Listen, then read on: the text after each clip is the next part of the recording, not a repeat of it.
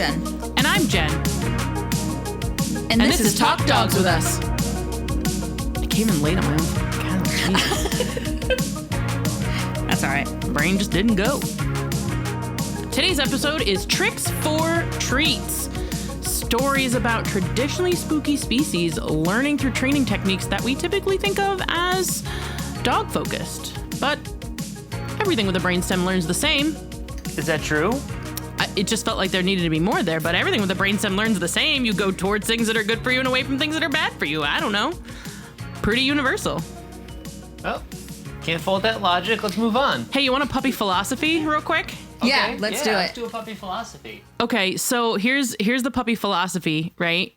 On another planet where we were different kinds of creatures and you didn't have a brainstem, what would learning look like? Is there another way to assess learning in a biological entity that goes towards things that are good for it or safe and goes away from things that are dangerous? Is there a way to think about learning differently? Yeah, that's a thinker. Yeah, you got to philosophize on that one. Do. So today we're going to be talking about bats and snakes and spiders. First up, we've got bats. So in Gainesville, Florida, the Luby Bat Conservancy, it was started in 1989 by conservationist Louis F. Bacardi of the Bacardi Spirits fame. Fun fact. Wait, is that what the bat's on the thing? The bat is on the logo because when they started the distillery, the bats were in the rafters, and in Cuban and Spanish folklore, they're a good omen. So they took it as a sign of good fortune, and the bats were attracted to the sweet smell, like the molasses smell of the distillery, because it's cane sugar, right? The bats also pollinate the sugar cane, and they eat the pests that would get in the rum. So it was this like symbiotic relationship. So 10 out of 10 for bats. yeah, later on he started this bat conservation space. It's really cool. It's 110 acres, and they house 200 megabats. Wait. Megabats. What's a megabat? I'm not really sure if there's a minor bat, but we might need to look up what a megabat is. But it on their website it says 200 megabats. That's not true. On their Wikipedia it says. Is that a quantity of bats? I think just all the bats are really cool. It's a suborder of bats that includes the fruit bats and the flying foxes. My faves. Oh, they're so cute. Yeah. Oh, so they're the big bats. Yeah, so they do focus on fruit bats there. That's like their jam. I think maybe like Hey, since we live in a lawless America, do you think it'll be legal enough to own those soon? Probably. yeah, I'm sure we could just move to Florida right now. I think in some Before states it's legal to own them, they'll have to make sure that there's a rabies vaccine for them. yeah, that's okay. the big tricky sticky wicket there. Yeah. I didn't think you guys would have a real answer for that. Don't worry, I've thought about it. Yeah. Go figure, on an animal podcast. So So what they do with these bats? these bats, not only do they train them and they work with them and they target train them, but they have their own puzzle feeders for fruit bats. Oh. That they figured out for the fruit bats to figure out, like, to manipulate the fruit and do things, because like they're different shaped animals, right? Yeah. Like they have their own puzzle feeders. But yeah, they're obviously held in captivity. They're in conservation, right? So they're trying to preserve the species, but in there they still need mental and physical stimulation. So they got them their own little puzzle toys. Wow. How cute. Wow. And so I need to know what these things look like. I think we need to pull pictures of them and put them in the show notes. I Googled fruit bat puzzle feeder and didn't get anything. Okay, we'll have to dig into their website and see if there's like a video, because that is the cutest thing I ever. gotta know. So a zookeeper from the Sacramento Zoo actually went to the Luby Bat Conservancy to learn about bats and working with bats. She was a bird zookeeper, right? But went to this kind of like workshop, it sounds like, that they had at the Luby Bat thing, and came back, and now the bats at the Sacramento Zoo voluntarily participate in their own health assessments. She was a bird keeper, Carolyn Volpe. She went to the workshop. She came back and had all these ideas for bats. Whoa, the workshop at the Luby Bat Conservancy. Yeah, how cool is that? Whoa. That, like, we said in a previous episode, like, about how a meeting of the minds from different disciplines. And yes, she was working with zoo animals and, flighted animals, but Yeah. to go from birds to bats, right, obviously have different needs, but how cool. And so what she brought back was a lot of voluntary health assessment work. So they're trained to climb on a scale. They're working on crate training the bats so that they can go in a carrier and be brought to vet appointments instead of having to be like scooped up or netted against their will. They kind of just climb in there. They carry them to where they need to go. They don't just ask them to ride on their shoulder? I suppose, well, then they'd fly away. Oh. Maybe they just needed a little hug instead. I guess a crate's a little easier. Only if the hugs are voluntary. Yeah. So that's the Sacramento Zoo. The Columbus Zoo has possibly the cutest nail trim ever. They have the bats. Not only are they trained to spread their wings so that the keepers can inspect their wings for they injuries. have those leathery wings. Yeah, and they're thin in some places. So they have them spread their wings voluntarily for a food reward. And they can inspect them and document them and make sure that everybody's like doing good and they're injury free. They also have them place their wings on a ping pong battle so they can do nail trims. Oh, like they grasp the top of it or something? I'm not sure if it's like flat so they can trim nails that way, but they have them like target on this specific I don't need to thing. know the specifics really, but It's the cutest idea. yeah. Oh my God. If anyone from the Sacramento or Columbus Zoo happens to listen to this, please reach out because we would love to have you on here. Or the Luby Bat Conservancy, any of the things that we talk about. Any of this stuff.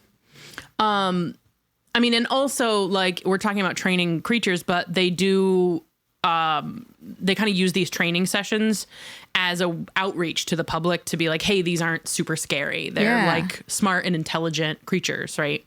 And it's enriching. Mm-hmm. I guess Saturday school is extra enriching. If it's for bats. So in the Bronx Zoo, this bat Barbara had difficulty with her wings. She needed to build up muscle tone. Barbara. Barbara. They basically gave her a workout regimen and had her target trained and would have her go towards this target and build her wing strength up little by little. And then she was able to fly again. Whoa. I cute. saw a video of, I'll have to find the video of a macaw that a zoo taught to fly. But I never would have thought about a bat because they go from hanging upside down. So that must have been a lot of thinking involved. I think they Trial and probably error. just built the muscle tone via crawling, and then Yeah. that translated to flight. We'd have to look it up. That was my assumption on there. Yeah. They can crawl their way right to my heart. I think they did. All right, next up we've got spiders. Yee. I'm a scared of spiders. Yeah, lots of people are. I try hard not to be. So there is a spider in the London Zoo that can help you out. I'm down. I think we gotta go. Work trip? Work trip. Work trip? So there's a spider in the Friendly Spider program called the Hairy Godmother. I can't. I'm down. Let's do it. The Hairy Godmother is an orange-kneed tarantula. Oh, love orange knees. They're the sweetest little babies. I just feel like a tarantula. They're they just want to have a little snack and take a little nap. And like, that's it. That's their day. And that's relatable. Yeah. So She says unconvincingly. yeah, says the person afraid of spiders. But the Hairy Godmother is an ambassador, and people that are afraid of spiders can interact with them to conquer their fear. And the keepers did some work desensitizing the Hairy Godmother to the presence of people, so there wasn't any spooking, and it was low stress for them. Wasn't clear the sex of the spider, which I think I would Are assume spiders- female because they Yeah. live longer. Well, I was gonna say are spiders a color intensity? Oh, I like can't- I think that's sexual called sexual Don't dimorphism. Dimorphism, think that's so. I didn't. I believe males have pedipalps, which are like extra front legs. They're Okay. like their sexual organs. Yeah. Can you maybe it's in the imagine if back. human males had extra? That's the real horror. If Extra if arms. if human males had extra arms as their sexual organs. Whatever happens next is getting cut. So just keep that in mind.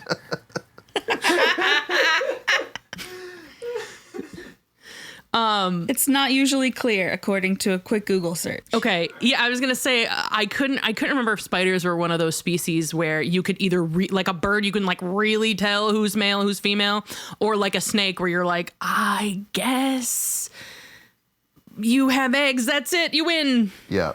Yeah, it takes experience to figure it out. So Harry Godmother Yeah. So people can hold the hairy godmother apparently in their hands. if they are feeling so inclined. I think I would need to put my hands flat on the table and let her walk onto them. The nice thing about some tarantulas, and it sounds like they did the work, is that they don't skitter.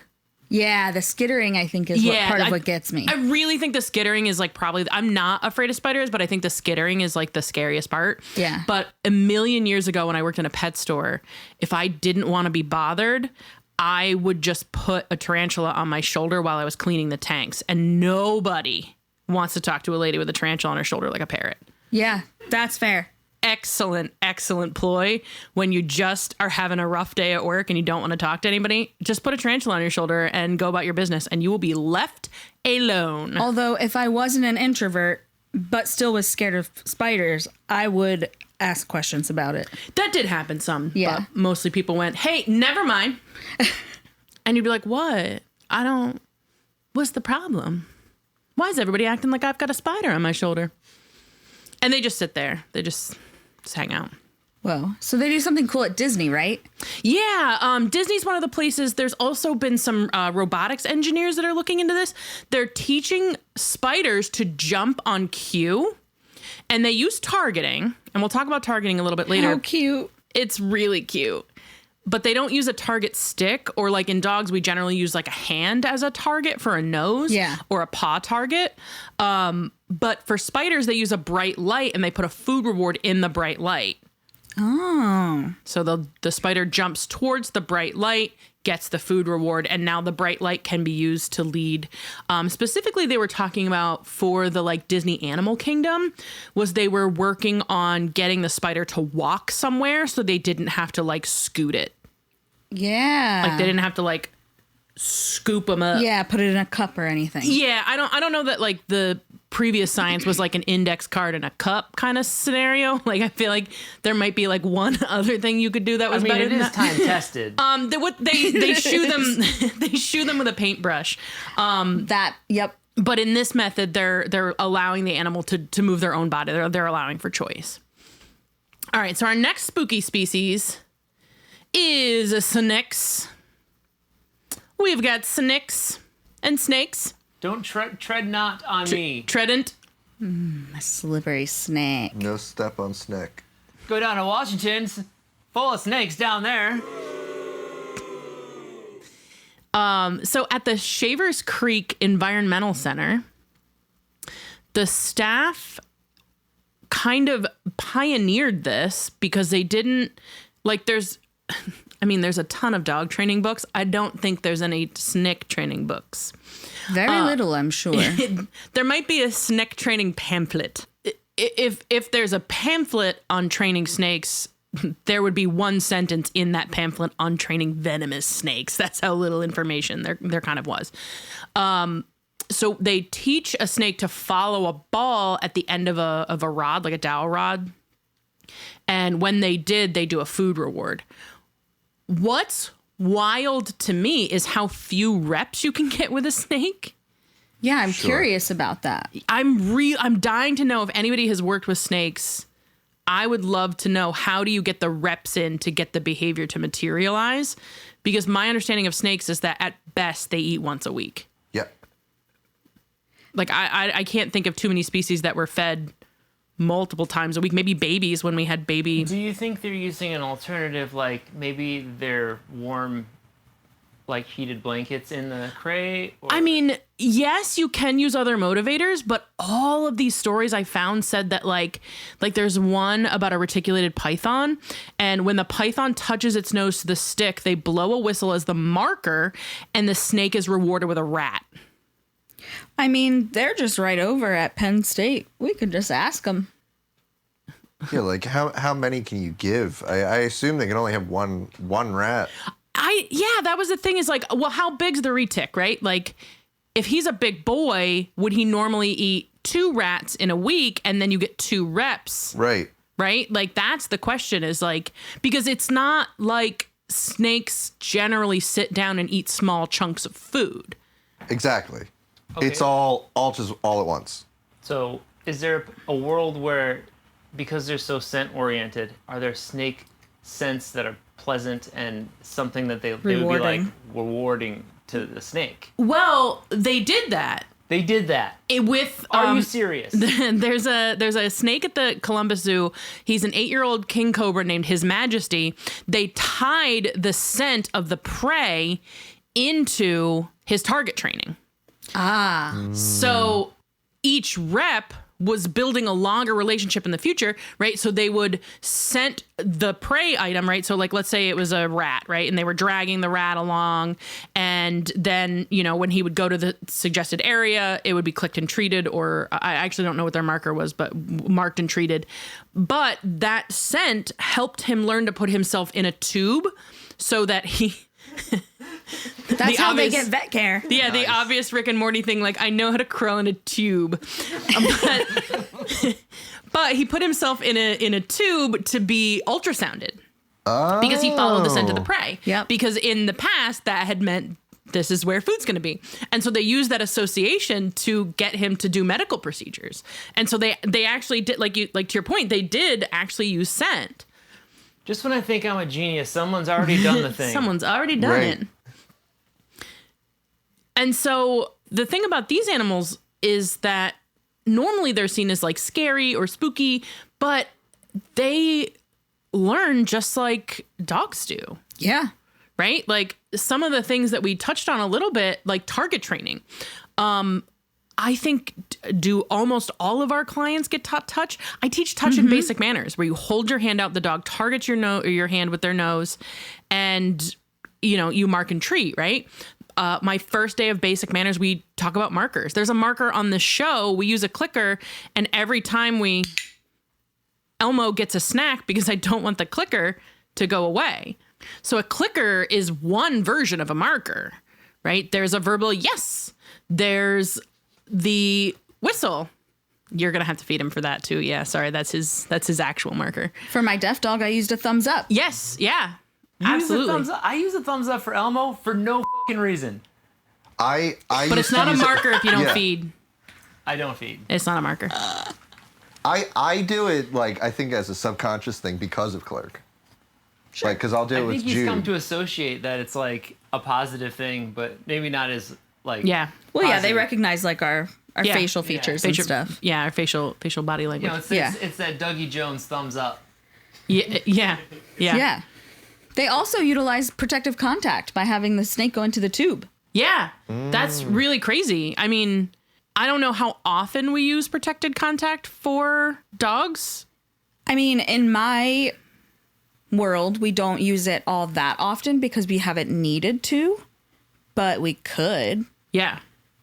It's just, we don't, it takes a lot of work and a lot of very specific work that we don't always have access to. I mean, our wall cue is kind of, yeah. protected contact. I mean, and technically, so the other day we did a wellness, and the way that the dog has learned to accept a physical exam is by standing between sometimes Hannah and the owner, and the people stand right at the dog's shoulder and feed the dog so that there's protected contact. If the dog were to turn and nip, they're not reaching the doctor or the person who's actually doing the touching. Okay. So like we do like a variation on a theme of it. Variations of it. Okay, cool.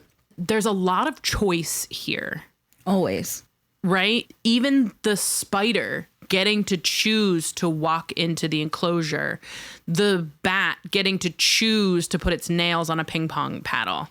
Sorry, I was just thinking about Winnie the Crab and how her mom gives her choice on whether or not she wants to be brushed with a toothbrush. Oh, that's so good. Laura Porter, she's so cool. Tell people about Winnie's Winnie mom. the Crab. Yeah, I don't know about Winnie the Crab. So it started with Howie. Howie was a blue crab. Winnie is another species of crab that I don't remember. Howie has since passed away. Are they but hermit crabs? They're not hermit crabs. They're big land crabs. Or maybe Howie was a both crab. But they're big crabs, like the size of your hand. They're the perfect form. They've achieved Yeah. whatever they need to be. Yeah. So this person, Laura Porter, has usually one crab at a time. And she like basically video records her interactions with them, and she does cooperative care with the crabs, and she communicates with them through body language, and she knows crab body language, so she can tell, and she has a way to ask Winnie, like, do you want to be groomed? And Winnie will either say yes or no, and if Winnie says yes, then she like shakes her shell. Oh, that's so good. It's so cute. Someone's out there doing cooperative care of the crab. It's amazing. And we're still holding dogs down in the year of our Lord 2025. Crab care. Yeah. Dang. Yeah. So I think the takeaway here is you can do it. Yeah. I mean, someone's doing it with a crab, guys. What is your excuse? Let's go. Right. Let's go. You can start with your husbands, You could start there. but not your wives. It only goes one way. I just want to be clear that we are advocating for consent in all relationships, Of course. not just your animal ones. Actually, before we started rolling, we were talking about how the animals on this podcast get treated so much better than the humans because it's summer, and so we have to sit in the room with the AC off. And I was feeling a little warm and a little grumpy about it, but Elmo was getting free chicken gizzards. And I was like, man, the real talent Just of this free podcast. gizzards. Yeah, I don't know. I found a pack of freeze-dried gizzards that I thought that was very funny. So every time I'm like, one free gizzard. Yeah, so, you know, all across the board, everybody, consent. Yeah. I always feel like we need some kind of like outro, but I don't know where to go from here. You might be creepy, you might be crawly, but you still get a choice. Yeah. That's it. Good night. Talk Dogs With Us is an informational podcast and not a substitute for qualified medical advice. Are you a pet professional or parent looking to learn more and challenge your current assumption about our pets? Then let's go on this journey together at our website, talkdogswithus.com. Give us a bark at Facebook and Instagram at Talk Dogs With Us. You can help keep the conversation going by subscribing to our Patreon, patreon.com/talkdogswithus, or buy us a coffee at ko-fi.com/talkdogswithus. Art direction by Alex Oren, theme song and audio engineering by Stephen Rossblock. Check out more from him at stephenrossblock.com. Thanks for listening.